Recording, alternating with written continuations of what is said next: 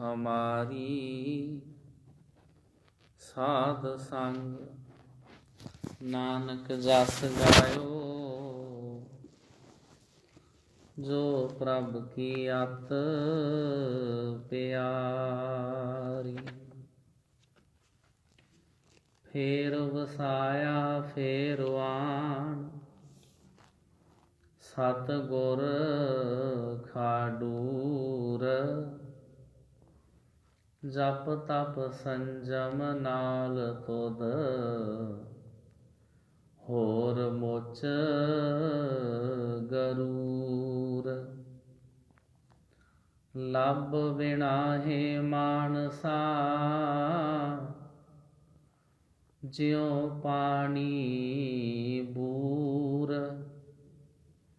वरय दरगह गुरु की कुदरती नूर। जित सो हाथ ना लभई तू ओ ठरूर।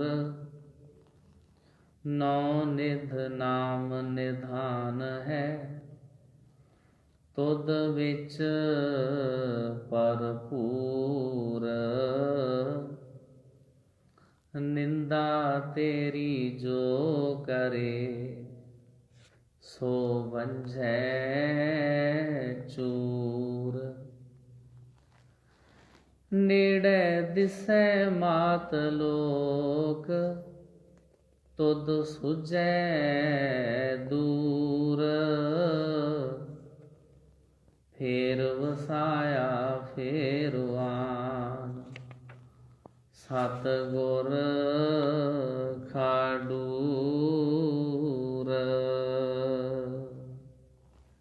वाहिगुरु जी का खालसा वाहिगुरु जी की फतेह। गुरु प्यारी साध संगत जी,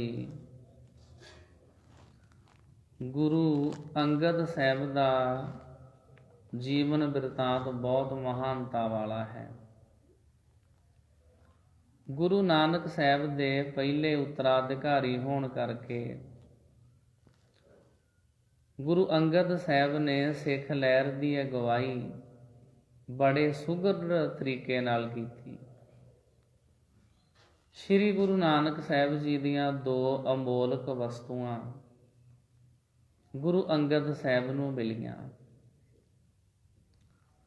गुरु नानक साहब ने अपनी गुरबाणी की पोथी गुरु अंगद साहब नूं सौंप दिती। जिवें कि पुरातन जन्म साखी दे पन्ना नंबर 207 तो पता लगदा, तित महल जो शब्द होआ सो पोथी जो बानी गुरु अंगद जोग मिली। गुरु अंगद साहब ने गुरु नानक साहब की बाणी नूं संभाल के रखिया,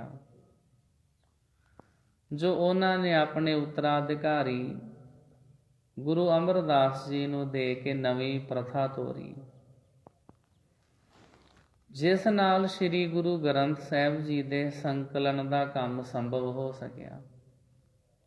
इस तरीके नाल गुरु ग्रंथ साहब के संपादन का काम गुरु अंगद साहब तो ही शुरू होया। दूसरी महान वस्तु गुरु नानक साहब की अदुੱਤੀ ਅਤੇ महान जीवन दीयां रवायतां सन, जो ਵੱਖ-ਵੱਖ संगतां विच कई रूपां विच प्रचलित सन।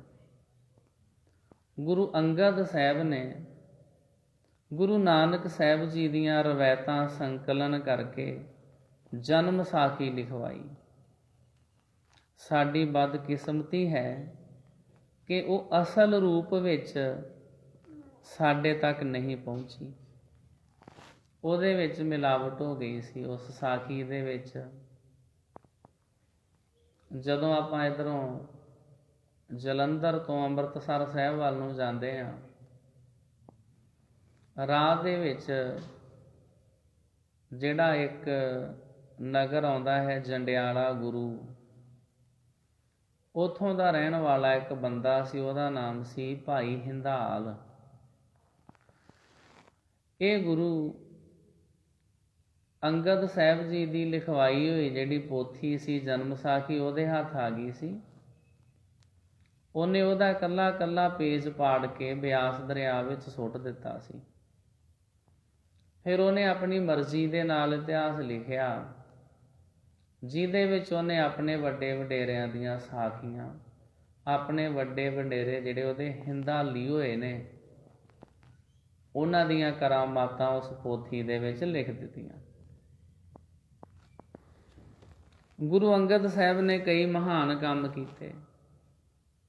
ਆਪ ਪਹਿਲੇ ਗੁਰੂ ਸਨ ਜਿਨ੍ਹਾਂ ਰਾਵੀ ਅਤੇ ਬਿਆਸ ਭਾਵ ਮਾਝੇ ਦੇ ਇਲਾਕੇ ਨੂੰ ਪ੍ਰਚਾਰ ਦਾ ਕੇਂਦਰ ਬਣਾਇਆ। ਇਸ ਇਲਾਕੇ ਨੂੰ ਪ੍ਰਚਾਰ ਦਾ ਕੇਂਦਰ ਕਿਉਂ ਬਣਾਇਆ? ਕਿਉਂਕਿ ਇਸ ਇਲਾਕੇ ਦੇ ਲੋਕ ਆਮ ਕਰਕੇ ਦੇਵੀ ਪੂਜ ਸਨ ਜਾਂ ਸਖੀ ਸਰਵਰ ਦੇ ਚੇਲੇ ਸਨ। ਕੇਂਦਰੀ ਪੰਜਾਬ ਵਿੱਚ ਸਖੀ ਸਰਵਰ ਦਾ ਬਹੁਤ ਪ੍ਰਚਾਰ ਸੀ। ਇੱਥੋਂ ਤੱਕ ਕਿ ਹਰ ਪਿੰਡ ਵਿੱਚ ਸਖੀ ਸਰਵਰ ਦੀ ਖਾਨਗਾਹ ਸੀ। ਇਹਨਾਂ ਲੋਕੀ ਸਖੀ ਸਰਵਰ ਨੂੰ ਮੰਨਦੇ ਸੀ। ਕਬਰਾਂ ਬੜੀਆਂ, ਮਸਾਣਾ ਦੇਵੀ ਦੇਵਤਿਆਂ ਨੂੰ ਮੰਨਦੇ ਸੀ। ਸ੍ਰੀ ਗੁਰੂ ਅੰਗਦ ਸਾਹਿਬ ਜੀ ਮਹਾਰਾਜ ਦਾ ਉਦੇਸ਼ ਸੀ ਕਿ ਭੁੱਲੇ ਭਟਕੇ ਲੋਕਾਂ ਨੂੰ ਸਿੱਧੇ ਰਸਤੇ ਪਾਇਆ ਜਾਵੇ। ਅਜੇ ਵੀ ਤੁਸੀਂ ਉੱਧਰ ਜਾਓ, ਕਿਧਰੇ ਤਰਨ ਤਾਰਨ ਜ਼ਿਲ੍ਹੇ ਦੇ ਵਿੱਚ, ਅਜੇ ਵੀ ਉੱਥੇ ਬੜੀਆਂ ਫੇਮਸ ਖਾਨਗਾਹ ਹਨ, ਕਬਰਾਂ ਨੇ। ਜਿਵੇਂ ਸ਼ੇਖ ਫਤਿਹ ਦੀ ਕਬਰ ਆ, ਲੋਕ ਦੂਰੋਂ ਦੂਰੋਂ ਉੱਥੇ ਖੀਰ ਚੜਾਉਣ ਵਾਸਤੇ ਆਉਂਦੇ ਨੇ। ਨਿਗਾਹਾ ਪੀਰ ਆ, ਹੋਰ ਕਈ ਕੁਝ ਆ। ਉਹ ਲੋਕ ਇਸ ਤਰ੍ਹਾਂ ਵਹਿਮਾਂ ਭਰਮਾਂ 'ਚ ਪਏ ਸੀ। ਗੁਰੂ ਅੰਗਦ ਸਾਹਿਬ ਨੇ ਨਾ ਕੇਵਲ ਖਡੂਰ ਸਾਹਿਬ ਸਿੱਖੀ ਕੇਂਦਰ ਸਥਾਪਿਤ ਕੀਤਾ, ਸਗੋਂ ਗੋਇੰਦਵਾਲ ਦੀ ਨੀਂਹ ਵੀ ਰਖਵਾਈ। ਜਿਹੜੀ ਖਡੂਰ ਸਾਹਿਬ ਦੀ ਧਰਤੀ ਆ, ਇਹਨੂੰ 8 ਗੁਰੂ ਸਾਹਿਬਾਨਾਂ ਦੇ ਚਰਨ ਛੋਹ ਪ੍ਰਾਪਤ ਹੋਣ ਦਾ ਮਾਣ ਪ੍ਰਾਪਤ ਆ। ਜਿਵੇਂ ਗੋਇੰਦਵਾਲ ਸਾਹਿਬ ਨੂੰ ਕਿਹਾ ਜਾਂਦਾ ਨਾ ਸਿੱਖੀ ਦਾ ਧੁਰਾ, ਇਸੇ ਤਰ੍ਹਾਂ ਖਡੂਰ ਸਾਹਿਬ ਨੂੰ ਕਿਹਾ ਜਾਂਦਾ ਹੈ ਗੁਰੂ ਜੋਤ ਦਾ ਚਾਨਣ ਮੁਨਾਰਾ ਖਡੂਰ ਸਾਹਿਬ। ਮੱਧਕਾਲੀਨ ਵਿੱਚ ਬੱਚਿਆਂ ਦੀ ਉੱਨਤੀ ਵੱਲ ਧਿਆਨ ਘੱਟ ਹੀ ਦਿੱਤਾ ਜਾਂਦਾ ਸੀ। ਗੁਰੂ ਅੰਗਦ ਸਾਹਿਬ ਬੱਚਿਆਂ ਨੂੰ ਅਖਾੜੇ ਵਿੱਚ ਆਪ ਕੁਸ਼ਤੀਆਂ ਕਰਵਾਉਂਦੇ ਸਨ। ਅੱਜ ਵੀ ਉੱਥੇ ਗੁਰਦੁਆਰਾ ਸਾਹਿਬ ਬਣਿਆ ਹੋਇਆ ਵਾ, ਗੁਰਦੁਆਰਾ ਮੱਲ ਅਖਾੜਾ ਸਾਹਿਬ। ਇਸ ਦੇ ਸਿੱਟੇ ਵਜੋਂ ਇਸ ਇਲਾਕੇ ਦੇ ਨੌਜਵਾਨਾਂ ਨੇ ਬਾਹਰਲੇ ਹਮਲਾ ਕਰਨ ਵਾਲਿਆਂ ਦਾ ਡਟ ਕੇ ਮੁਕਾਬਲਾ ਕੀਤਾ, ਕਿਉਂਕਿ ਇਹਨਾਂ ਦੇ ਸਰੀਰਾਂ ਨੂੰ ਬਚਪਨ ਤੋਂ ਹੀ ਸ੍ਰੀ ਗੁਰੂ ਅੰਗਦ ਸਾਹਿਬ ਜੀ ਮਹਾਰਾਜ ਜੀ ਨੇ ਮੱਲ ਅਖਾੜਿਆਂ ਦੇ ਵਿੱਚ ਮਜ਼ਬੂਤ ਕੀਤਾ ਸੀ। ਆਪੇ ਜਾਣੈ ਕਰੇ ਆਪ, ਆਪੇ ਆਣੈ ਰਾਸ, ਤਿਸੈ ਅੱਗੇ ਨਾਨਕਾ, ਖਲੇ ਕੀਚੈ ਅਰਦਾਸ। ਸ੍ਰੀ ਗੁਰੂ ਨਾਨਕ ਪ੍ਰਕਾਸ਼ ਜਿਹਦੀ ਕਥਾ ਤੁਸੀਂ ਪਹਿਲਾਂ ਸਰਵਣ ਕਰ ਚੁੱਕੇ ਹੋ, ਅਤੇ ਸ੍ਰੀ ਗੁਰਪ੍ਰਤਾਪ ਸੂਰਜ ਗ੍ਰੰਥ, ਇਹ ਸਿੱਖਾਂ ਦੇ ਵਿੱਚ ਵਿਸ਼ੇਸ਼ ਮਹਾਨਤਾ ਰੱਖਦੇ ਨੇ। ਦੇਸ਼ ਪ੍ਰਦੇਸ਼ ਦੇ ਗੁਰਦੁਆਰਿਆਂ ਵਿੱਚ ਸ਼ਾਮ ਵੇਲੇ ਇਸ ਦੀ ਕਥਾ ਸਿੱਖ ਬੜੇ ਪ੍ਰੇਮ ਤੇ ਸ਼ਰਧਾ ਦੇ ਨਾਲ ਸੁਣਦੇ ਨੇ। ਸਮੇਂ ਦੇ ਰਿਵਾਜ ਅਨੁਸਾਰ ਇਹ ਗ੍ਰੰਥ ਮਹਾਂਕਾਵ ਦੇ ਰੂਪ ਵਿੱਚ ਬ੍ਰਿਜ ਭਾਸ਼ਾ ਦੇ ਵਿੱਚ ਲਿਖੇ ਗਏ ਸਨ। ਇਹਨਾਂ ਗ੍ਰੰਥਾਂ ਦੇ ਕਰਤਾ ਭਾਈ ਸੰਤੋਖ ਸਿੰਘ ਪਹਿਲਾਂ ਬੂੜੀਏ ਅਤੇ ਫਿਰ ਕੈਥਲ ਨਿਵਾਸ ਰੱਖਦੇ ਰਹੇ ਨੇ। ਭਾਵੇਂ ਇਹ ਗ੍ਰੰਥ ਬਹੁਤ ਸਿੱਖੀ ਪਿਆਰ ਤੇ ਸ਼ਰਧਾ ਵਿੱਚ ਰਚੇ ਗਏ ਹਨ, ਪਰ ਫਿਰ ਵੀ ਬ੍ਰਾਹਮਣੀ ਪ੍ਰਭਾਵ ਥੱਲੇ ਕਈ ਗੱਲਾਂ ਗੁਰਮਤਿ ਦੇ ਵਿਰੁੱਧ ਲਿਖੀਆਂ ਮਿਲਦੀਆਂ ਨੇ। ਸਿੱਖ ਸਰੋਤ ਇਤਿਹਾਸਕ ਗ੍ਰੰਥ ਸੰਪਾਦਨਾ ਪ੍ਰੋਜੈਕਟ ਦਾ ਮਨੋਰਥ ਇਤਿਹਾਸਕ ਗ੍ਰੰਥਾਂ ਨੂੰ ਗੁਰਮਤਿ ਅਨੁਸਾਰ ਅਤੇ ਇਤਿਹਾਸਕ ਪਰਿਪੇਖ ਵਿੱਚ ਸੋਧ ਸੁਧਾਈ ਕਰਕੇ ਛਾਪਣਾ ਹੈ। ਸ੍ਰੀ ਗੁਰੂ ਨਾਨਕ ਪ੍ਰਕਾਸ਼ ਦੀਆਂ 4 ਜਿਲਦਾਂ, 2 ਪੂਰਬਾਰਧ ਦੀਆਂ ਅਤੇ 2 ਉੱਤਰਾਰਧ ਦੀਆਂ ਭੂਮਿਕਾਵਾਂ, ਪ੍ਰਸਤਾਵਨਾਵਾਂ, ਹਰ ਅਧਿਆਏ ਪਿੱਛੇ ਸਾਰਾਂ, ਫੁੱਟਨੋਟਾਂ ਅਤੇ ਸਰਲ ਪੰਜਾਬੀ ਵਿੱਚ ਹਰ ਅੰਕ ਦੀ ਵਿਆਖਿਆ ਸਮੇਤ ਸਾਰਾ ਕੰਮ ਮੁਕੰਮਲ ਕਰ ਦਿੱਤਾ ਹੈ। ਇਸ ਤੋਂ ਅੱਗੇ ਅਸੀਂ ਸ੍ਰੀ ਗੁਰਪ੍ਰਤਾਪ ਸੂਰਜ ਗ੍ਰੰਥ ਆਰੰਭ ਕੀਤਾ ਹੈ। ਇਹ ਜਿਹੜੀ ਜਿਲਦ ਅਸੀਂ ਹੁਣ ਸ਼ੁਰੂ ਕਰ ਰਹੇ ਹਾਂ ਨਾ ਇਸ ਗ੍ਰੰਥ ਦੀ, ਇਹ ਗੁਰੂ ਅੰਗਦ ਸਾਹਿਬ ਦੇ ਜੀਵਨ ਬਾਰੇ ਆ। ਤੇ ਸਾਧ ਸੰਗਤ ਜੀ, ਕਥਾ ਪੜ੍ਹਨ ਸੁਣਨ ਵਾਲਿਆਂ ਦੀ ਸਹੂਲਤ ਵਾਸਤੇ ਹਰ ਗੁਰੂ ਸਾਹਿਬ ਤੇ ਵੱਖੋ ਵੱਖਰੀ ਜਿਲਦ ਤਿਆਰ ਕਰਨ ਦਾ ਵਿਚਾਰ ਆ। ਇਸ ਤਰ੍ਹਾਂ ਗੁਰਪ੍ਰਤਾਪ ਸੂਰਜ ਗ੍ਰੰਥ ਦੀਆਂ ਕਈ ਜਿਲਦਾਂ ਬਣਾਈਆਂ ਜਾਣਗੀਆਂ। ਗੁਰੂ ਅੰਗਦ ਸਾਹਿਬ ਦੇ ਜੀਵਨ ਕਾਲ ਨੂੰ 2 ਹਿੱਸਿਆਂ ਦੇ ਵਿੱਚ ਵੰਡਿਆ ਗਿਆ। ਪਹਿਲਾ ਹੈ 1504 ਤੋਂ ਲੈ ਕੇ 1539 ਈਸਵੀ ਤੱਕ ਦਾ ਮੁੱਢਲਾ ਜੀਵਨ ਕਾਲ ਗੁਰੂ ਅੰਗਦ ਸਾਹਿਬ ਦਾ। ਤੇ ਗੁਰੂ ਅੰਗਦ ਸਾਹਿਬ ਜੀ ਦੇ ਜੀਵਨ ਦਾ ਜਿਹੜਾ ਦੂਸਰਾ ਹਿੱਸਾ ਵਾ, ਉਹਦੇ ਵਿੱਚ ਕਥਾ ਆਵੇਗੀ 1539 ਤੋਂ ਲੈ ਕੇ 1500 ਈਸਵੀ ਤੱਕ ਦਾ ਗੁਰਿਆਈ ਕਾਲ, ਜਦੋਂ ਸ੍ਰੀ ਗੁਰੂ ਅੰਗਦ ਸਾਹਿਬ ਜੀ ਮਹਾਰਾਜ ਗੁਰਤਾ ਗੱਦੀ ਦੇ ਉੱਤੇ ਬਿਰਾਜਮਾਨ ਹੋਏ। ਮੁੱਢਲਾ ਜੀਵਨ ਜੋ ਪਹਿਲਾਂ ਸ੍ਰੀ ਨਾਨਕ ਪ੍ਰਕਾਸ਼ ਉੱਤਰਾਰਧ ਭਾਗ ਦੂਜਾ ਵਿੱਚ ਆ ਚੁੱਕਿਆ ਹੈ, ਜਿਹਦੀ ਆਪ ਸੰਗਤਾਂ ਨੇ ਕਥਾ ਸੁਣੀ ਆ ਪਹਿਲਾਂ। ਸੰਖੇਪ ਰੂਪ ਵਿੱਚ ਇੱਥੇ ਭੂਮਿਕਾ ਵਿੱਚ ਉਹ ਦਿੱਤਾ ਜਾ ਰਿਹਾ ਵਾ ਜਿਹਨੂੰ ਕਹਿੰਦੇ ਆ ਪੰਛੀ ਝਾਤ। ਜਿਵੇਂ ਜਿਹੜੀ ਕਥਾ ਕੱਲ ਹੋਈ ਹੋਵੇ, ਕਥਾ ਦੀ ਸਟਾਰਟਿੰਗ 'ਚ ਥੋੜ੍ਹਾ ਜਿਹਾ ਉਹਦਾ ਜ਼ਿਕਰ ਕਰ ਲਈਦਾ ਵੀ ਕੱਲ ਤੁਸੀਂ ਕੀ ਸੁਣਿਆ, ਕਿਉਂਕਿ ਕੱਲ ਤੱਕ ਸ੍ਰੀ ਗੁਰੂ ਨਾਨਕ ਸਾਹਿਬ ਜੀ ਮਹਾਰਾਜ ਜੀ ਦੀ ਕਥਾ ਪਰਸੋਂ ਸਾਰੀ ਸਮਾਪਤ ਹੋਈ ਸੀ। ਇਸ ਵਾਸਤੇ ਗੁਰੂ ਅੰਗਦ ਸਾਹਿਬ ਜੀ ਦਾ ਜਿਹੜਾ ਅਗਲਾ ਜੀਵਨ ਕਾਲ ਆ, ਉਹ ਇਸ ਗ੍ਰੰਥ ਦੇ ਵਿੱਚ ਆਵੇਗਾ। ਗੁਰੂ ਅੰਗਦ ਸਾਹਿਬ ਦੇ ਮੁੱਢਲੇ ਜੀਵਨ ਦੀ ਜਾਣਕਾਰੀ ਬਾਰੇ ਭਾਈ ਸੰਤੋਖ ਸਿੰਘ ਨੇ ਸ੍ਰੀ ਗੁਰੂ ਨਾਨਕ ਪ੍ਰਕਾਸ਼ ਅਧਿਆਏ 47 ਭਾਗ ਦੂਜਾ ਦੇ ਵਿੱਚ ਲਿਖਿਆ ਹੈ। ਅਬ ਸ਼੍ਰੀ ਅੰਗਦ ਕੀ ਸੁਨ ਕਥਾ, ਭਈ ਜਥਾ ਉਚਰੋ ਮੈਂ ਤਥਾ। ਭਾਈ ਸਾਹਿਬ ਲਿਖਦੇ ਵੀ ਸਾਧ ਸੰਗਤ ਜੀ, ਹੁਣ ਤੁਸੀਂ ਸ੍ਰੀ ਗੁਰੂ ਅੰਗਦ ਸਾਹਿਬ ਜੀ ਮਹਾਰਾਜ ਜੀ ਦੀ ਕਥਾ ਸੁਣੋ। ਜਿਵੇਂ ਹੋਈ ਮੈਂ ਤੁਹਾਨੂੰ ਦੱਸਦਾ ਹਾਂ। ਜੰਗਲ ਮਤੇ ਜੋਤੀ ਸਰਾਏ, ਮਨ ਪੁਨੀਤ ਫੇਰੂ ਤਹਿ ਥਾਏ। ਜੰਗਲ ਦਾ ਮਤਲਬ ਮਾਲਵਾ। ਮਾਲਵੇ ਦੇਸ਼ ਦੇ ਵਿੱਚ ਇੱਕ ਸਾਧ ਸੰਗਤ ਜੀ ਪਿੰਡ, ਉਸ ਦਾ ਨਾਮ ਸੀ ਸਰਾਏ ਨਾਗਾ। ਇੱਕ ਨਾਗੇ ਸਾਧੂ ਨੇ ਪਿੰਡ ਵਸਾਇਆ ਸੀ। ਪਹਿਲਾਂ ਇਹਨੂੰ ਮੱਤੇ ਦੀ ਸਰਾਂ ਕਹਿੰਦੇ ਸੀ। ਚੋਰਾਂ ਡਾਕੂਆਂ ਧਾੜਵੀਆਂ ਨੇ ਇਹਨੂੰ ਉਜਾੜ ਦਿੱਤਾ ਸੀ। ਬਾਅਦ 'ਚ ਇਹਦਾ ਨਾਂ ਹੋ ਗਿਆ ਸੀ ਸਰਾਏ ਨਾਗਾ। ਉੱਥੇ ਇੱਕ ਬਹੁਤ ਗੁਰਮੁਖ ਪਿਆਰੇ, ਪਵਿੱਤਰ, ਪਾਵਨ, ਪੁਨੀਤ ਮਨ ਵਾਲੇ ਭਾਈ ਫੇਰੂ ਜੀ ਰਹਿੰਦੇ ਸੀ। ਭਾਈ ਫੇਰੂ ਮੱਲ ਜੀ। ਸ੍ਰੀ ਗੁਰੂ ਅੰਗਦ ਸਾਹਿਬ ਜੀ ਮਹਾਰਾਜ ਜੀ ਦੇ ਪਿਤਾ ਦਾ ਨਾਮ ਹੈ ਇਹ।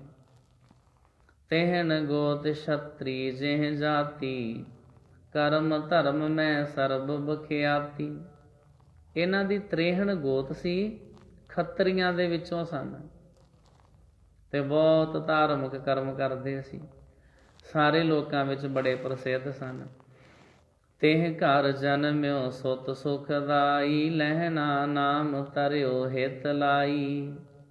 ਬਾਬਾ ਫੇਰੂ ਮੱਲ ਜੀ ਦੇ ਘਰ ਵਿੱਚ ਸਪੁੱਤਰ ਦਾ ਜਨਮ ਹੋਇਆ। ਨਾਮ ਰੱਖਿਆ ਭਾਈ ਲਹਿਣਾ।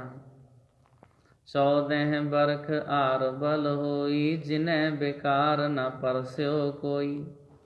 14 ਸਾਲਾਂ ਦੀ ਉਮਰ ਹੋ ਗਈ। ਵਿਸ਼ਿਆਂ ਵਿਕਾਰਾਂ ਤੋਂ ਰਹਿਤ, ਨੇਕ ਪਵਿੱਤਰ ਆਤਮਾ। ਖੱਤਰੀ ਇੱਕ ਖਡੂਰ ਮੈਂ ਰਹੀ, ਸੁਤਾ ਨਕੇਤ ਤਾਹੇ ਕੇ ਅਹਈ। ਇੱਥੇ ਭਾਈ ਸਾਹਿਬ ਲਿਖਦੇ ਆ ਵੀ ਖਡੂਰ ਸਾਹਿਬ ਦੇ ਵਿੱਚ ਇੱਕ ਖੱਤਰੀ ਰਹਿੰਦਾ ਸੀ। ਉਸ ਦੇ ਘਰ ਵਿੱਚ ਸਪੁੱਤਰੀ ਸੀ, ਬਹੁਤ ਨੇਕ ਜੀਵਨ ਵਾਲੀ। ਪਰ ਸਾਧ ਸੰਗਤ ਜੀ, ਜਦੋਂ ਆਪਾਂ ਉਸ ਇਲਾਕੇ ਵਿੱਚ ਜਾ ਕੇ ਵੇਖਦੇ ਹਾਂ, ਦਰਅਸਲ ਖਡੂਰ ਸਾਹਿਬ ਦੇ ਲਾਗੇ ਇੱਕ ਪਿੰਡ ਆ। ਉਸ ਪਿੰਡ ਦਾ ਨਾਮ ਆ ਸੰਗਰ ਕੋਟ। ਉੱਥੇ ਗੁਰਦੁਆਰਾ ਸਾਹਿਬ ਵੀ ਬਣਿਆ ਹੋਇਆ ਵਾ, ਜਿੱਥੇ ਭਾਈ ਲਹਿਣਾ ਸਾਹਿਬ ਜੀ ਦਾ ਵਿਆਹ ਹੋਇਆ ਸੀ। ਕਰਿਓ ਵਿਆਹ ਦਾਜ ਬਹੁ ਦੀਨਾ, ਦੇਖ ਜਮਾਤਾ ਆਨੰਦ ਪੀਨਾ। ਤੇ ਉੱਥੇ ਸਾਧ ਸੰਗਤ ਮਾਤਾ ਜੀ ਨੂੰ ਦੇਖਿਆ, ਜਮਾਤਾ ਕਹੀਏ, ਐਸੇ ਉੱਚੇ ਸੁੱਚੇ ਜੀਵਨ ਵਾਲੇ ਆਪਣੇ ਜਵਾਈ ਜੀ ਨੂੰ ਵੇਖਿਆ, ਤੇ ਉਹਨਾਂ ਨੂੰ ਸਾਧ ਸੰਗਤ ਜੀ ਬਹੁਤ ਖੁਸ਼ੀ ਹੋਈ ਕਿ ਮੇਰੇ ਵੱਡੇ ਭਾਗ ਨੇ। ਵਿਆਹ ਪਿੱਛੋਂ ਕੁਝ ਸਮਾਂ ਲਹਿਣਾ ਜੀ ਮੱਤੇ ਦੀ ਸਰਾਂ ਵਿੱਚ ਰਹੇ। ਫਿਰ ਬਲੋਚਾਂ ਨੇ ਉਹ ਪਿੰਡ ਉਜਾੜ ਦਿੱਤਾ।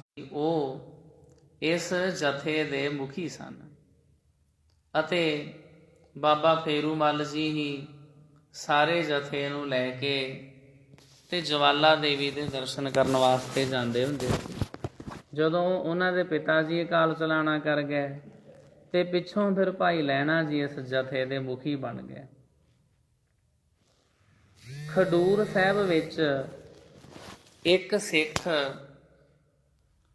ਗੁਰੂ ਨਾਨਕ ਸਾਹਿਬ ਜੀ ਮਹਾਰਾਜ ਜੀ ਦੀ ਬਾਣੀ ਪੜ੍ਹਦਾ ਸੀ। ਇੱਕ ਸਿੱਖ ਗੁਰਮੁਖ ਪਿਆਰਾ ਖਡੂਰ ਸਾਹਿਬ ਦੇ ਵਿੱਚ।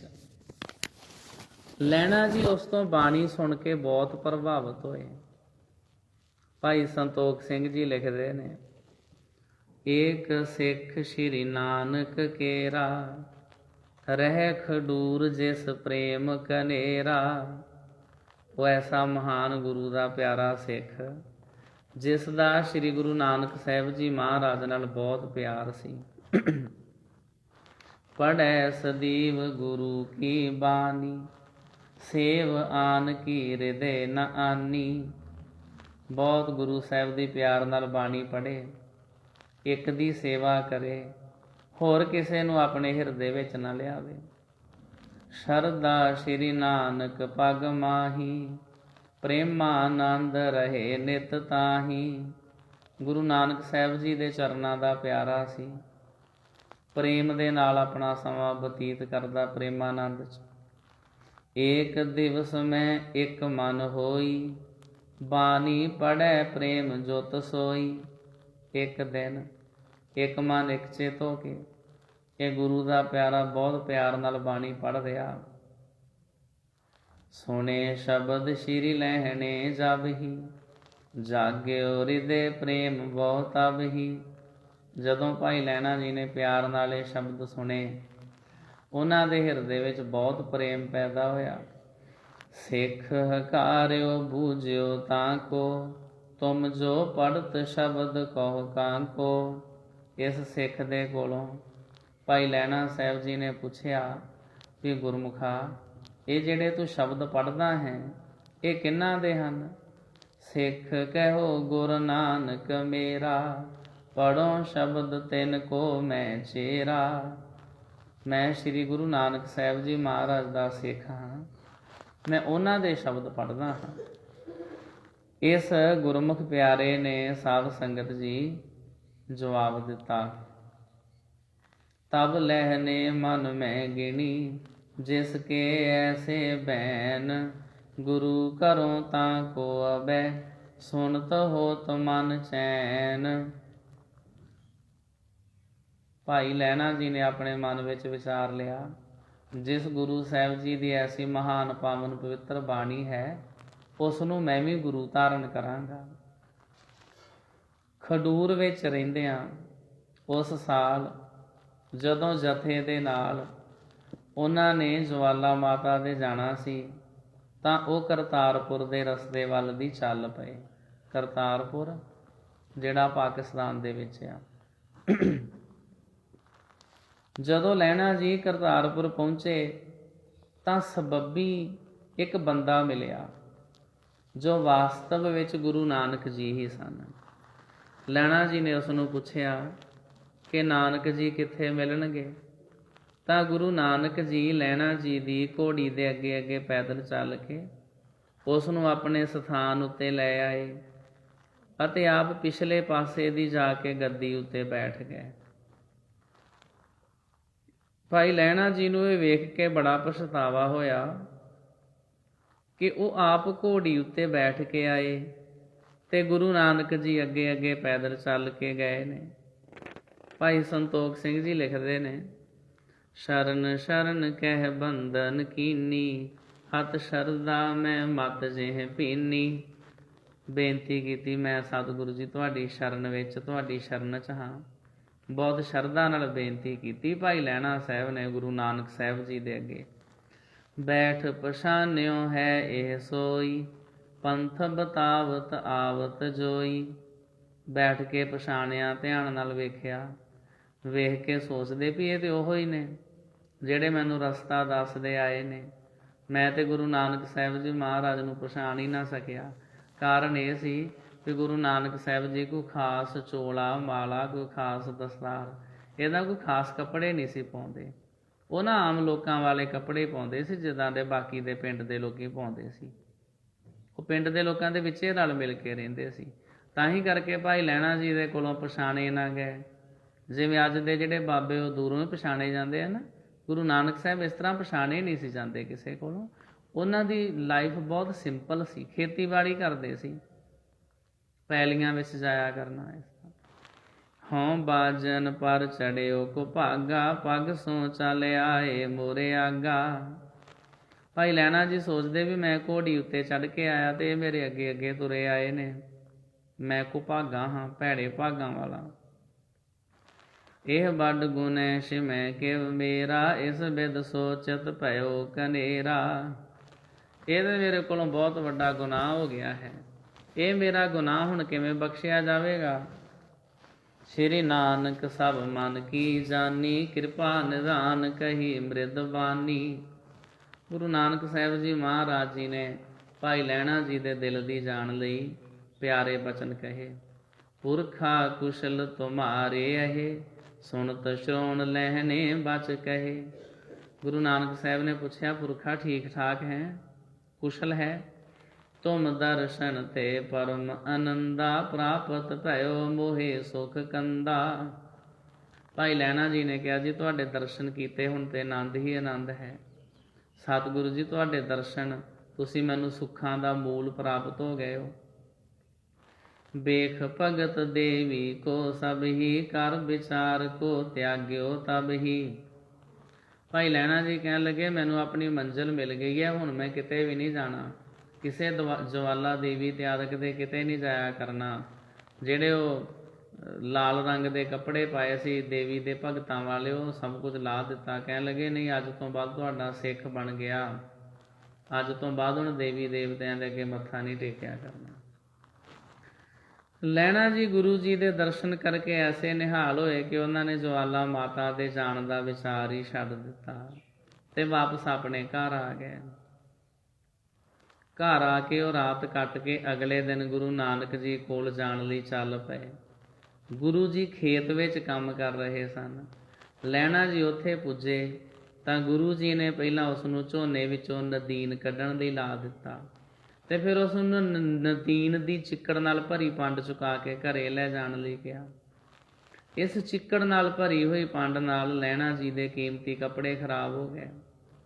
ਮਾਤਾ ਸੁਲੱਖਣੀ ਜੀ ਨੇ ਵੇਖ ਕੇ ਗੁਰੂ ਜੀ ਨੂੰ ਕਿਹਾ ਕਿ ਤੁਸੀਂ ਇੱਕ ਸਾਊ ਮਨੁੱਖ, ਲਹਿਣਾ ਜੀ ਦੇ ਕੀਮਤੀ ਕੱਪੜੇ ਚਿੱਕੜ ਨਾਲ ਖਰਾਬ ਕਰਵਾ ਦਿੱਤੇ ਹਨ, ਤੁਸੀਂ ਉਹਨਾਂ ਦਾ ਨਿਰਾਦਰ ਕੀਤਾ ਹੈ। ਭਾਈ ਸੰਤੋਖ ਸਿੰਘ ਜੀ ਇਸ ਵਾਰਤਾ ਨੂੰ ਲਿਖਦੇ ਨੇ, ਗੁਣ ਖਾਨੀ ਸੁਨ ਬੈਨੇ ਉਚਾਰੇ, ਨਹੀਂ ਪੰਕ ਸੰਗ ਭਰਿਓ ਭਾਰੇ। ਤੇ ਸਾਧ ਸੰਗਤ ਜੀ, ਅੱਗਿਓਂ ਗੁਣਾਂ ਦੀ ਖਾਨ ਸ਼੍ਰੀ ਗੁਰੂ ਨਾਨਕ ਸਾਹਿਬ ਜੀ ਮਹਾਰਾਜ ਨੇ ਆਪਣੀ ਸੁਪਤਨੀ ਨੂੰ ਸਮਝਾਇਆ, ਮਾਤਾ ਸੁਲੱਖਣੀ ਜੀ ਨੂੰ, ਨਹੀਂ, ਇਹਨਾਂ ਦੇ ਜਿਹੜੇ ਕੱਪੜੇ ਨੇ ਨਾ ਉਹ ਚਿੱਕੜ ਨਾਲ ਨਹੀਂ ਭਰੇ। ਦੀਨ ਦੁਨੀ ਕਾ ਛਤਰ ਸੋ ਦੀਓ, ਅਪਰ ਨ ਇਹ ਸਮ ਜਗ ਮਹਿ ਬੀਓ। ਗੁਰੂ ਸਾਹਿਬ ਨੇ ਕਿਹਾ, ਇਹਨਾਂ ਨੂੰ ਦੀਨ ਦੁਨੀਆ ਦਾ ਛਤਰ ਦਿੱਤਾ, ਇਹਨਾਂ ਦੇ ਸਿਰ ਤੇ ਦੀਨ ਦੁਨੀਆ ਦਾ ਛਤਰ ਝੁੱਲ ਰਿਹਾ। ਇਹਨਾਂ ਵਰਗਾ ਭਾਈ ਲਹਿਣਾ ਜੀ ਵਰਗਾ ਸੰਸਾਰ ਵਿੱਚ ਹੋਰ ਕੋਈ ਨਹੀਂ ਆ। ਪੰਕ ਜੌਨ ਤੁਮ ਕੋ ਦ੍ਰਿਸ਼ਟਾਵਾ, ਕੇਸਰ ਕੋ ਹਮਨੇ ਸ਼ਿਰਕਾਵਾ। ਜਿਹੜਾ ਕਹਿੰਦੇ ਹੋ ਨਾ ਵੀ ਇਹਨਾਂ ਦੇ ਕੱਪੜਿਆਂ ਦੇ ਉੱਤੇ ਚਿੱਕੜ ਪੈ ਗਿਆ ਹੈ, ਚਿੱਕੜ ਨਹੀਂ ਪਿਆ, ਇਹ ਤੇ ਕੇਸਰ ਦੇ ਛਿੱਟੇ ਨੇ। ਅਬ ਤੁਮ ਦੇਖ ਖਰੋ ਤੁਮ ਨੇਰੋ ਨੇਰੇ, ਦੇਖੋ ਤੋ ਕੇਸਰ ਸ਼ਿਰ ਕੇਰੇ। ਤੁਸੀਂ ਲਾਗੇ ਹੋ ਕੇ ਵੇਖ ਲਓ, ਇਹ ਕੇਸਰ ਦੇ ਛਿੱਟੇ ਹੀ ਨੇ। ਗੁਰ ਕਹਿ ਦੇਖਿਓ, ਕਹਿ ਪ੍ਰਭ ਦੇਖਾ। ਗੁਰੂ ਸਾਹਿਬ ਨੇ ਕਿਹਾ ਵੇਖਿਆ ਲਾਗੇ ਹੋ ਕੇ ਚਿੱਕੜ ਆ ਕੇ ਕੇਸਰ ਆ? ਮਾਤਾ ਸੁਲੱਖਣੀ ਕਿਹਾ ਹਾਂਜੀ ਦੇਖਿਆ। ਤੁਮਰੀ ਗਤ ਤੁਮ ਲਖੋ ਅਲੇਖਾ। ਸਤਿਗੁਰੂ ਜੀ ਤੁਹਾਡੀ ਗਤ, ਤੁਹਾਡੀ ਹਾਲਤ ਅਵਸਥਾ ਤੁਸੀਂ ਆਪ ਹੀ ਜਾਣਦੇ ਹੋ। ਭਵ ਸਾਗੁਰ ਧਾਰਨ ਕੇ ਮਾਹੀ, ਗੁਰ ਕਹਿ ਨਰ ਬਹਿ ਬੂਡਤ ਜਾਹੀ। ਸਤਿਗੁਰੂ ਜੀ ਨੇ ਬਚਨ ਕੀਤਾ, ਜਿਹੜਾ ਭਿਆਨਕ ਸੰਸਾਰ ਸਮੁੰਦਰ ਆ ਨਾ, ਜਿਸ ਦੇ ਵਿੱਚ ਅਨੇਕਾਂ ਹੀ ਜੀਵ ਡੁੱਬਦੇ ਜਾਂਦੇ ਆ। ਬਹੁ ਨਰ ਕੋ ਮਲਾਹ ਏ ਹੋਈ, ਪਾਰ ਕਰੈ ਭਵ ਸਾਗਰ ਜੋਈ। ਇਹ ਭਾਈ ਲਹਿਣਾ ਜੀ ਮਲਾਹ ਹੋਣਗੇ। ਇਹ ਵਿਸ਼ਿਆਂ ਵਿਕਾਰਾਂ ਦੇ ਸਮੁੰਦਰ ਵਿੱਚ ਡੁੱਬ ਰਹੇ ਜੀਵਾਂ ਨੂੰ ਸੰਸਾਰ ਸਮੁੰਦਰ ਤੋਂ ਪਾਰ ਕਰਨਗੇ। ਤੂਸ਼ਨ ਭਈ ਸੁਲੱਖਣੀ ਸੁਣ ਕੇ, ਲਹਿਣਾ ਹਰਖਿਓ ਕਰੁਣਾ ਗੁਣ ਕੈ। ਮਾਤਾ ਸੁਲੱਖਣੀ ਜੀ ਸੁਣ ਕੇ ਚੁੱਪ ਕਰ ਗਏ। ਭਾਈ ਲਹਿਣਾ ਸਾਹਿਬ ਜੀ ਇਹ ਮਹਾਨ ਬਚਨ ਸੁਣ ਕੇ ਸ੍ਰੀ ਗੁਰੂ ਨਾਨਕ ਸਾਹਿਬ ਜੀ ਮਹਾਰਾਜ ਜੀ ਦੇ ਬਹੁਤ ਪ੍ਰਸੰਨ ਹੋਏ ਕਿ ਸਤਿਗੁਰੂ ਜੀ ਨੇ ਵਡਿਆਈਆਂ ਬਖਸ਼ੀਆਂ ਨੇ। ਗੁਰੂ ਅੰਗਦ ਸਾਹਿਬ ਦੇ ਜੀਵਨ ਦੇ ਦੂਜੇ ਪੜਾਅ ਵਿੱਚ ਗੁਰੂ ਨਾਨਕ ਸਾਹਿਬ ਦੀ ਸੇਵਾ ਤੇ ਕਾਲ ਕਮਾਈ ਹੈ, ਜਿਸ ਦਾ ਵਿਸਥਾਰ ਵੱਖ-ਵੱਖ ਥਾਵਾਂ ਤੇ ਮਿਲਦਾ ਹੈ। ਭਾਈ ਸੰਤੋਖ ਸਿੰਘ ਜੀ ਗੁਰਗੱਦੀ ਲਈ ਪ੍ਰੀਖਿਆ ਦਾ ਹਾਲ ਸ਼੍ਰੀ ਨਾਨਕ ਪ੍ਰਕਾਸ਼ ਦੇ ਉੱਤਰਾਰਧ ਦੇ ਅਧਿਆਏ 52 ਵਿੱਚ ਲਿਖਦੇ ਨੇ। ਮਾਤਾ ਸੁਲੱਖਣੀ ਜੀ ਦੇ ਕੰਨਾਂ ਵਿੱਚ ਇਹ ਖਬਰ ਪਈ ਕਿ ਸੰਗਤਾਂ ਵਿੱਚ ਇਹ ਪ੍ਰਭਾਵ ਪਾਇਆ ਜਾ ਰਿਹਾ ਹੈ ਕਿ ਗੁਰੂ ਨਾਨਕ ਜੀ ਦੀ ਗੱਦੀ ਭਾਈ ਲਹਿਣਾ ਜੀ ਨੂੰ ਦਿੱਤੀ ਜਾਵੇਗੀ। ਤਾਂ ਮਾਤਾ ਸੁਲੱਖਣੀ ਜੀ ਉਸੇ ਵੇਲੇ ਗੁਰੂ ਨਾਨਕ ਜੀ ਕੋਲ ਗਏ, ਜਿੱਥੇ ਉਹਨਾਂ ਦੇ ਦੋਨਾਂ ਪੁੱਤਰਾਂ ਸਮੇਤ ਸਿੱਖ ਸੰਗਤ ਬੈਠੀ ਹੋਈ ਸੀ। ਮਾਤਾ ਸੁਲੱਖਣੀ ਜੀ ਨੇ ਗੁਰੂ ਜੀ ਨੂੰ ਕਿਹਾ ਕਿ ਤੁਸੀਂ ਆਪਣੇ ਲਾਇਕ ਪੁੱਤਰਾਂ ਨੂੰ ਛੱਡ ਕੇ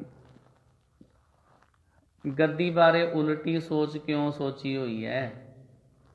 ਜਿਹੜੀ ਗੁਰਤਾ ਗੱਦੀ ਤੁਸੀਂ ਆਪਣੇ ਪੁੱਤਰਾਂ ਨੂੰ ਦਿਓ। ਤੁਹਾਡੇ ਜਦੋਂ 2 ਪੁੱਤਰ ਹੈਗੇ ਆ, ਸ਼੍ਰੀ ਚੰਦ ਤੇ ਲਖਮੀ ਦਾਸ, ਕੋਈ ਵੀ ਆਪਣੀ ਔਲਾਦ ਨੂੰ ਛੱਡ ਕੇ ਪਰਾਏ ਨੂੰ ਵਡਿਆਈ ਨਹੀਂ ਦਿੰਦਾ।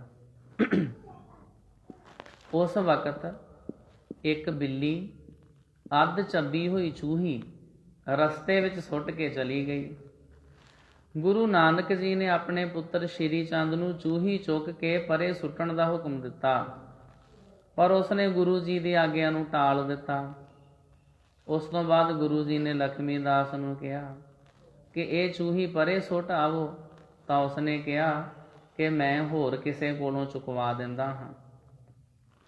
ਫਿਰ ਗੁਰੂ ਸਾਹਿਬ ਨੇ ਭਾਈ ਲਹਿਣਾ ਜੀ ਨੂੰ ਆਖਿਆ ਕਿ ਇਹ ਚੂਹੀ ਪਰੇ ਸੁੱਟ ਦੇਵੋ, ਤਾਂ ਉਹਨਾਂ ਨੇ ਉਸੇ ਪਾਲੇ ਗੁਰੂ ਜੀ ਦਾ ਕਹਿਣਾ ਮੰਨਿਆ ਤੇ ਉਸਨੇ ਅੱਧ ਚੱਬੀ ਹੋਈ ਚੂਹੀ ਦੂਰ ਸੁੱਟ ਦਿੱਤੀ। ਫਿਰ ਇੱਕ ਦਿਨ ਗੁਰੂ ਜੀ ਨੇ ਅੱਧੀ ਰਾਤ ਵੇਲੇ ਸ਼੍ਰੀ ਚੰਦ ਨੂੰ ਕਿਹਾ ਕਿ ਮੇਰੀ ਚਾਦਰ ਨਦੀ ਤੋਂ ਧੋ ਕੇ ਲਿਆ ਦਿਓ, ਤਾਂ ਉਸਨੇ ਕਿਹਾ ਕਿ ਇਹ ਕੰਮ ਮੇਰੇ ਤੋਂ ਨਹੀਂ ਹੋਣ ਵਾਲਾ। ਇਹ ਸ਼੍ਰੀ ਚੰਦ ਨੂੰ ਜਵਾਬ ਦਿੰਦੇ ਰਹੇ ਆ, ਠੋਕ ਕੇ ਜਵਾਬ ਦਿੰਦੇ ਰਹੇ ਆ, ਆਖੇ ਨਹੀਂ ਲੱਗਦੇ ਰਹੇ। ਜਿਨ੍ਹਾਂ ਦੇ ਲੋਕੀ ਹੁਣ ਮੱਥਾ ਟੇਕਦੇ ਆ ਨਾ, ਸ਼੍ਰੀ ਚੰਦ ਜੀ ਸ਼੍ਰੀ ਚੰਦ, ਇਹ ਆਪਣੇ ਪਿਤਾ ਜੀ ਦੇ ਆਖੇ ਕੋ ਨਹੀਂ ਲੱਗੇ। ਸ਼੍ਰੀ ਚੰਦ ਨੇ ਕਿਹਾ ਜੀ ਇਹ ਕੰਮ ਮੇਰੇ ਤੋਂ ਨਹੀਂ ਹੋਣ ਵਾਲਾ। ਇਵੇਂ ਹੀ ਲਖਮੀ ਦਾਸ ਨੇ ਵੀ ਜਵਾਬ ਦੇ ਦਿੱਤਾ, ਪਰ ਭਾਈ ਲਹਿਣਾ ਜੀ ਨੇ ਉਸੇ ਵੇਲੇ ਚਾਦਰ ਧੋ ਕੇ ਸੁਕਾ ਦਿੱਤੀ। ਇਸੇ ਤਰ੍ਹਾਂ ਇੱਕ ਕਾਂਸੀ ਦਾ ਭਾਂਡਾ ਗੁਰੂ ਜੀ ਨੇ ਚਿੱਕੜ ਵਿੱਚ ਸੁੱਟ ਦਿੱਤਾ ਤੇ ਦੋਵਾਂ ਪੁੱਤਰਾਂ ਨੂੰ ਵਾਰੀ-ਵਾਰੀ ਕਿਹਾ ਕਿ ਇਸ ਭਾਂਡੇ ਨੂੰ ਬਾਹਰ ਕੱਢੋ, ਪਰ ਦੋਹਾਂ ਵੱਲੋਂ ਹੀ ਇਨਕਾਰ ਕਰਨ ਤੇ ਭਾਈ ਲਹਿਣਾ ਜੀ ਨੇ ਉਹ ਭਾਂਡਾ ਉਸੇ ਵੇਲੇ ਧੋ ਕੇ ਗੁਰੂ ਸਾਹਿਬ ਦੇ ਅੱਗੇ ਰੱਖ ਦਿੱਤਾ।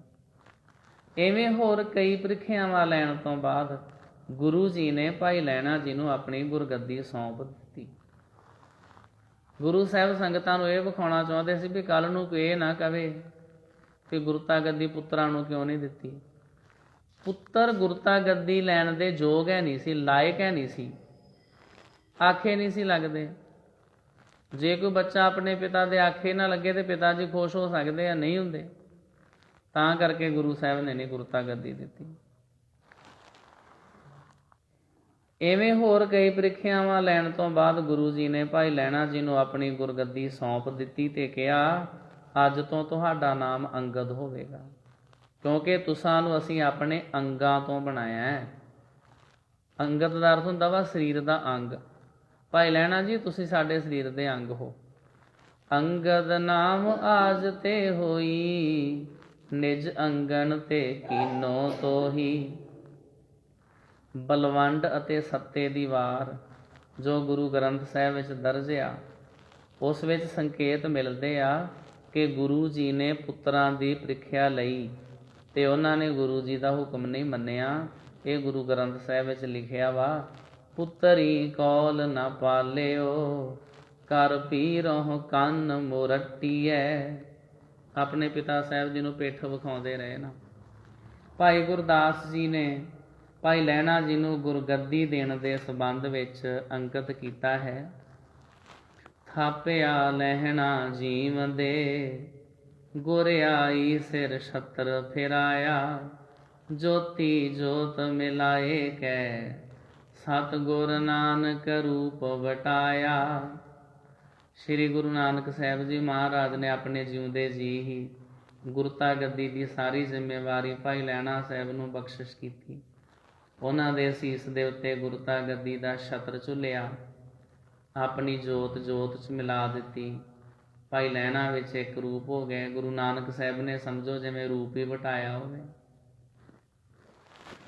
ਸ਼੍ਰੀ ਗੁਰੂ ਨਾਨਕ ਸਾਹਿਬ ਦਾ ਸ਼੍ਰੀ ਗੁਰੂ ਅੰਗਦ ਸਾਹਿਬ ਜੀ ਨੂੰ ਆਖਰੀ ਉਪਦੇਸ਼ ਸੀ, ਉਹ ਬਹੁਤ ਭਾਵਪੂਰਤ ਅਤੇ ਮਹੱਤਤਾ ਵਾਲਾ ਹੈ। ਗੁਰੂ ਅੰਗਦ ਸਾਹਿਬ ਨੂੰ ਗੁਰਿਆਈ ਦੇ ਕੇ ਗੁਰੂ ਨਾਨਕ ਸਾਹਿਬ ਨੇ ਉਹਨਾਂ ਨੂੰ ਖਡੂਰ ਭੇਜ ਦਿੱਤਾ। ਫਿਰ ਜੋਤੀ ਜੋਤ ਸਮਾਉਣ ਤੋਂ ਪਹਿਲਾਂ ਇੱਕ ਵਾਰੀ ਗੁਰੂ ਨਾਨਕ ਜੀ ਖਡੂਰ ਗਏ ਤਾਂ ਉਹਨਾਂ ਨੂੰ ਪਤਾ ਲੱਗਾ ਕਿ ਉੱਥੇ ਗੁਰੂ ਅੰਗਦ ਜੀ ਭਗਤੀ ਕਰ ਰਹੇ ਹਨ। ਗੁਰੂ ਨਾਨਕ ਸਾਹਿਬ ਦੇ ਉੱਥੇ ਜਾਣ ਨਾਲ ਉਹਨਾਂ ਦੀ ਸਮਾਧੀ ਖੁੱਲ੍ਹ ਗਈ ਤਾਂ ਗੁਰੂ ਨਾਨਕ ਸਾਹਿਬ ਜੀ ਨੇ ਬਚਨ ਕੀਤਾ, ਹੇ ਪੁਰਖਾ, ਸਮਾਧੀ ਲਾ ਕੇ ਸਰੀਰ ਨੂੰ ਕਿਉਂ ਦੁੱਖ ਦੇ ਰਹੇ ਹੋ? ਮੈਂ ਆਪਣੀ ਜ਼ਿੰਮੇਵਾਰੀ ਤੁਹਾਨੂੰ ਸੌਂਪੀ ਹੈ। ਤੁਸੀਂ ਜਗਤ ਨੂੰ ਸੁਧਾਰਨ ਲਈ ਗੁਰਮੁਖ ਪੰਥ ਆਰੰਭ ਕਰੋ, ਮਰਿਆਦਾ ਬੰਨੋ।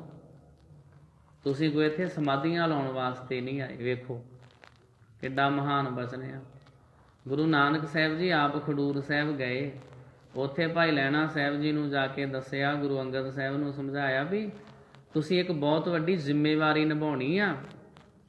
ਜੇ ਤੁਸੀਂ ਇਸ ਤਰ੍ਹਾਂ ਅੱਖਾਂ ਬੰਦ ਕਰਕੇ ਬੈਠੇ ਰਹੇ, ਜਗਤ ਦਾ ਪਾਰ ਉਤਾਰਾ ਕੌਣ ਕਰੇਗਾ? ਇਹੋ ਗੱਲ ਹੀ ਤੇ ਗੁਰੂ ਸਾਹਿਬ ਜੀ ਸੁਮੇਰ ਪਰਬਤ ਤੇ ਮਾਊਂਟ ਐਵਰੈਸਟ ਤੇ ਜੋਗੀਆਂ ਨੂੰ ਸਮਝਾ ਕੇ ਆਏ ਸੀ ਕਿ ਤੁਸੀਂ ਇੱਥੇ ਪਹਾੜਾਂ 'ਤੇ ਚੜ੍ਹ ਕੇ ਅੱਖਾਂ ਬੰਦ ਕਰਕੇ ਬੈਠੇ ਹੋ। ਦੁਨੀਆ ਦੇ 'ਚ ਬੁਰਾ ਹਾਲ ਹੋਇਆ ਪਿਆ। ਜਿਹੜੇ ਅੱਜ ਦੇ ਸਾਡੇ ਬਾਬੇ ਭੋਰਿਆਂ 'ਚ ਵੜ ਜਾਂਦੇ ਨਾ, ਅੱਖਾਂ ਬੰਦ ਕਰ ਲੈਂਦੇ ਜੀ।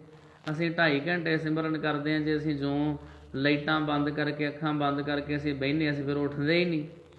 ਇਹਦਾ ਆਮ ਲੋਕਾਂ ਨੂੰ ਕੀ ਫਾਇਦਾ ਹੋਇਆ? ਕਰਨੀ ਤੇ ਸੇਵਾ ਸੀ, ਭੁੱਲੇ ਭਟਕੇ ਲੋਕਾਂ ਨੂੰ ਸਿੱਧੇ ਰਸਤੇ ਪਾਉਣਾ ਸੀ। ਵੀ ਜੇ ਤੁਹਾਨੂੰ ਕੋਈ ਚੰਗੀਆਂ ਗੱਲਾਂ, ਕੋਈ ਗੁਰੂ ਦਾ ਗਿਆਨ ਪਤਾ ਲੱਗਾ, ਹੋਰਨਾਂ ਨੂੰ ਵੀ ਵੰਡੋ। ਗੁਰੂ ਨਾਨਕ ਸਾਹਿਬ ਜੀ ਮਹਾਰਾਜ ਆਏ ਖਡੂਰ ਸਾਹਿਬ, ਉਹਨਾਂ ਨੇ ਕਿਹਾ, ਹੇ ਪੁਰਖਾ, ਸਮਾਧੀ ਲਾ ਕੇ ਸਰੀਰ ਨੂੰ ਕਿਉਂ ਦੁੱਖ ਦੇ ਰਹੇ ਹੋ? ਮੈਂ ਆਪਣੀ ਜ਼ਿੰਮੇਵਾਰੀ ਤੁਹਾਨੂੰ ਸੌਂਪੀ ਹੈ। ਹੱਠ ਕਰੀਏ ਤੇ ਪਰਮਾਤਮਾ ਕੋਈ ਖੁਸ਼ ਨਹੀਂ ਹੁੰਦਾ। ਤੁਸੀਂ ਜਗਤ ਨੂੰ ਸੁਧਾਰਨ ਲਈ ਗੁਰਮੁਖ ਪੰਥ ਆਰੰਭ ਕਰੋ, ਮਰਿਆਦਾ ਬੰਨੋ। ਬਾਬਾ ਸਰੂਪ ਚੰਦ ਇਸ ਸੰਬੰਧ 'ਚ ਲਿਖਦੇ ਆ, ਮਹਿਮਾ ਪ੍ਰਕਾਸ਼ ਗ੍ਰੰਥ ਦੇ ਭਾਗ ਪਹਿਲਾ ਦੇ ਵਿੱਚ, ਤੁਮ ਸਦਾ ਆਨੰਦ ਬੈਠੋ ਸੁਖ ਆਸਨ, ਮੈਂ ਆਪਣਾ ਤੁਹ ਦਿਓ ਸੰਘਾਸਨ।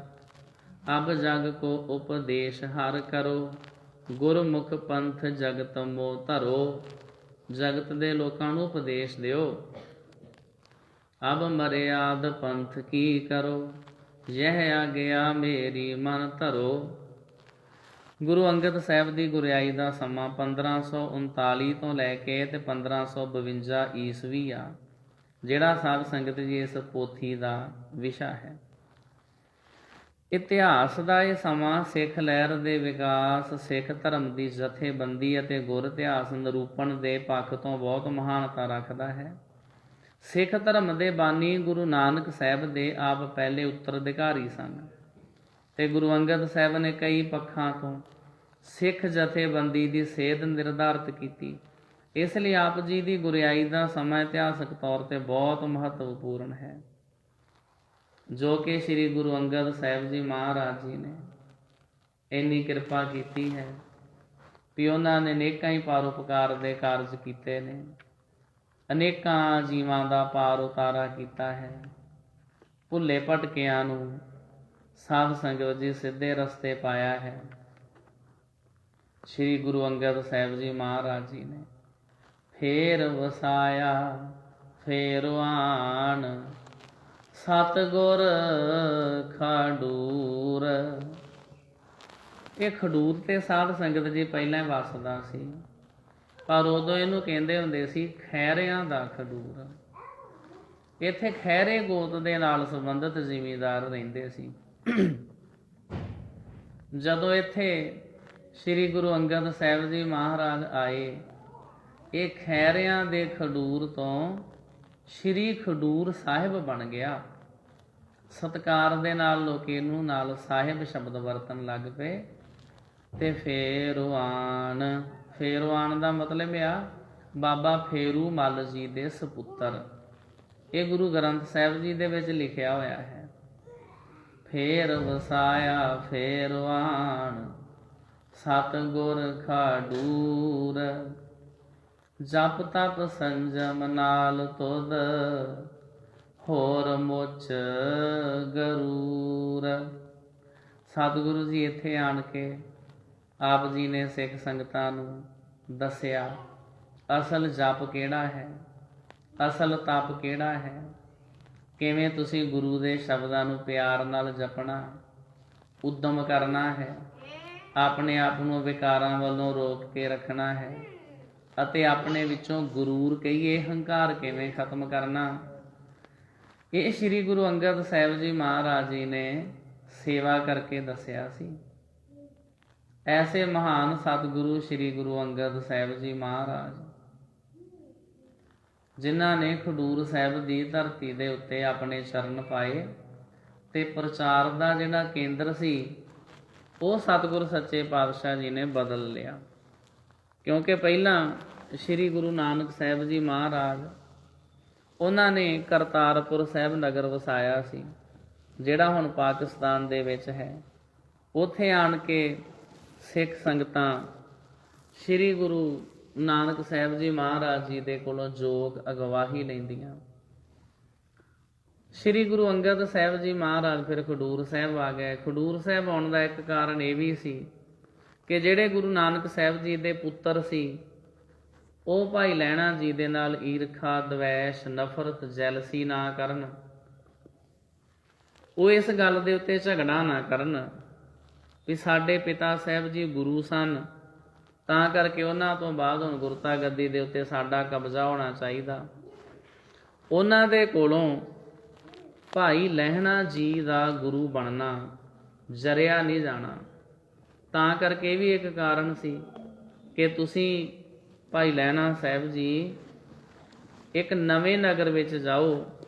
ਨਾਲੇ ਇਹ ਜਿਹੜਾ ਇਲਾਕਾ ਸੀ, ਜਿਵੇਂ ਆਪਾਂ ਪਹਿਲਾਂ ਸਾਧ ਸੰਗਤ ਜੀ ਇਤਿਹਾਸ ਵਿੱਚ ਪੜ੍ਹ ਚੁੱਕੇ ਹਾਂ, ਇਸ ਇਲਾਕੇ ਦੇ ਬਹੁਤ ਸਾਰੇ ਜਿਹੜੇ ਲੋਕ ਸਨ ਉਹ ਦੇਵੀ ਦੇਵਤਿਆਂ ਦੀ ਪੂਜਾ 'ਚ ਲੱਗੇ ਸੀ, ਸਖੀ ਸਰਵਰੀਆਂ ਦੀ ਪੂਜਾ ਵਿੱਚ ਲੱਗੇ ਹੋਏ ਸੀ। ਪਿੰਡ ਪਿੰਡ ਦੇ ਵਿੱਚ ਖਾਨਗਾਹ, ਕਬਰਾਂ ਬਣੀਆਂ ਹੋਈਆਂ ਸੀ,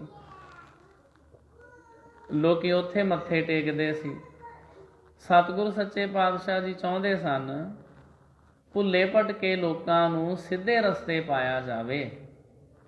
ਵਹਿਮਾਂ ਭਰਮਾਂ ਦੇ ਵਿੱਚ ਪਈ ਹੋਈ ਲੁਕਾਈ ਨੂੰ ਇੱਕ ਇਹੋ ਜਿਹਾ ਰਸਤਾ ਦੱਸਿਆ ਜਾਵੇ ਜਿਸ ਰਸਤੇ ਦੇ ਉੱਤੇ ਚੱਲ ਕੇ ਇਹ ਲੋਕ ਅਕਾਲ ਪੁਰਖ ਵਾਹਿਗੁਰੂ ਪਰਮਾਤਮਾ ਜੀ ਦੇ ਚਰਨਾਂ ਦੇ ਨਾਲ ਜੁੜ ਸਕਣ।